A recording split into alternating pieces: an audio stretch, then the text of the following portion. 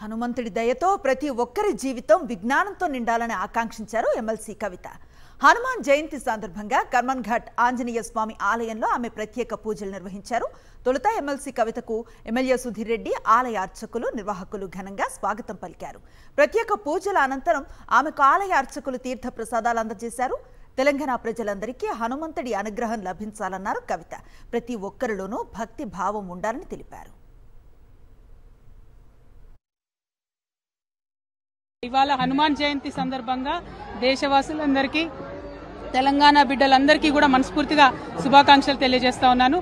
హనుమంతుడు అంటేనే ప్రేమ, భయం లేకుండా చేయడం, భక్తి భావంతో ఉండేటటువంటి ఆ దేవదేవుడి యొక్క ఆశీర్వాదం తెలంగాణ బిడ్డలందరి మీద ఉండాలని చెప్పి మనస్ఫూర్తిగా కోరుకుంటున్నాను. ఇవాళ ఇక్కడ సుధీర్ రెడ్డి గారి నాయకత్వంలో కర్మన్ ఘాట్ హనుమాన్ టెంపుల్ చాలా పాత టెంపుల్, చాలా పెద్ద టెంపుల్, చాలా మహిమగల టెంపుల్.